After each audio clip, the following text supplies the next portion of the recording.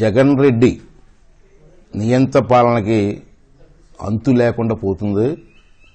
మొన్న డాక్టర్ గారిని సస్పెండ్ చేశాడు, నిన్న మున్సిపల్ కమిషనర్ని సస్పెండ్ చేశాడు, ఈరోజు ఎన్నికల కమిషనర్ ఏంటి రమేష్ కుమార్ గారిని మరి ఆ పదవిని తీసేసే సంగతి కూడా మనందరికీ తెలుసు.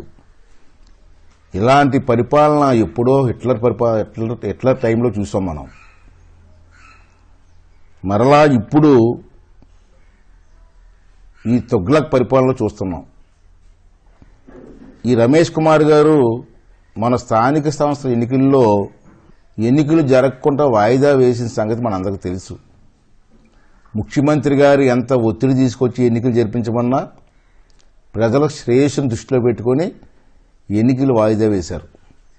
ఆ ఎన్నికలు వాయిదా వేయడం వల్ల ప్రజలకు ఎంత మేలు జరిగింది అన్న సంగతి మన ప్రజలందరికీ తెలుసు.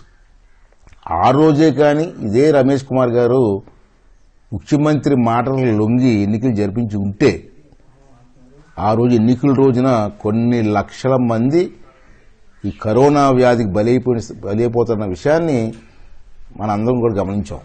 ఆ రోజు ఇతని మాట వినలేదని, ఇతనికి ఎన్నికల కమిషన్గా ఉండడానికి వీల్లేదని ఈవేళ గవర్నర్ గారిని అడ్డు పెట్టుకుని రమేష్ కుమార్ గారిని తొలగించడం చాలా బాధాకరమైన విషయం. దేశంలోనూ రాష్ట్రంలోనూ కరోనా వ్యాధికి విజృంభిస్తూ ఉంటే, ప్రజలు అల్లాడిపోతూ ఉంటే నువ్వు ఏ నిర్ణయాలు తీసుకున్నావో, ఏ చర్యలు తీసుకున్నావో ఎవరికి అర్థం కాలేని పరిస్థితి. ఇవాళ డాక్టర్లకు కావాల్సినటువంటి సేఫ్టీ డ్రెస్లు ఇవ్వలేకపోతున్నావు, వాళ్ళకి కావాల్సినటువంటి మెడిసిన్స్ ఇవ్వలేకపోతున్నావు, వాళ్ళకి కావాల్సిన మాస్కులు ఇవ్వలేకపోతున్నావు. ఈరోజు పారిశుధ్యం చేసేటువంటి కార్మికులకి సేఫ్టీ డ్రెస్లు ఇవ్వలేకపోతున్నావు. ఈవేళ పేదవారికి, రోజు కూలి చేసుకుని బతికేవారికి కనీసం రాష్ట్రంలో 2 పూట్ల భోజనం కూడా పెట్టలేని పరిస్థితిలో ఈ రాష్ట్రం ఉంది. ఇటువంటి కష్టమైన పరిస్థితులు ఈ రాష్ట్రంలో ఉంటే నువ్వు వాటి మీద దృష్టి పెట్టకుండా రాజకీయాల మీద దృష్టి పెడుతున్నావు. పంచాయతీరాజ్ ఎన్నికల కోసం, నీ మాట విన్న వాళ్ళని ట్రాన్స్ఫర్ చేయడం కోసం, డాక్టర్లను సస్పెండ్ చేయడం కోసం రాజకీయాలు చేస్తున్నావు తప్పించి ఈ వ్యాధిని ఎలాగ అరికట్టాలని ఎప్పుడైనా దృష్టి పెట్టావా? ఇది దుర్మార్గమైన పరిపాలన కాదా? ముఖ్యమంత్రి గారి నీ బాధ్యతని ఎంతవరకు నిర్వర్తిస్తున్నావు ఒకసారి ఆలోచన చేసుకోవాల్సిన అవసరం ఉంది. నీకు అవగాహన లేకపోతే మంచి ఐఏఎస్ ఆఫీసర్లు ఉన్నారు, మంచి డాక్టర్లు ఉన్నారు. ఈవేళ మొట్టమొదటిసారిగా ముఖ్యమంత్రి ఏంటంటే ప్రజలకు కావాల్సినటువంటి ప్రజావేదికని కూల్చేశావు. ఇప్పుడిప్పుడే అభివృద్ధి చెందుతున్న ఈ రాష్ట్రాన్ని రాజధాని పేరుతో 3 ముక్కలాట ఆడుకుంటున్నావు. ఈవేళ రాష్ట్రాన్ని అప్పుల పాలు చేశావు.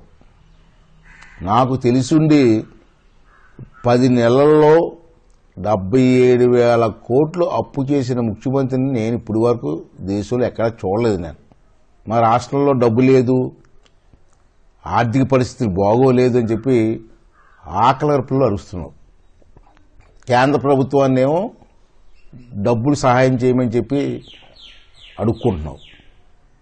ఎందుకు వచ్చింది ఆ పరిస్థితి? నిజంగా డబ్బులు లేకపోతే నీ అనుచరులైనటువంటి కొంతమంది కాంట్రాక్టర్లకి 6,800 కోట్లు ఎలాగిచ్చావు? ఎక్కడి నుంచి ఇచ్చావు? అదేవిధంగా ప్రభుత్వ కార్యాలయాలకి నీ పార్టీ రంగు వేయడానికి 1,400 కోట్లు ఖర్చు పెట్టావు.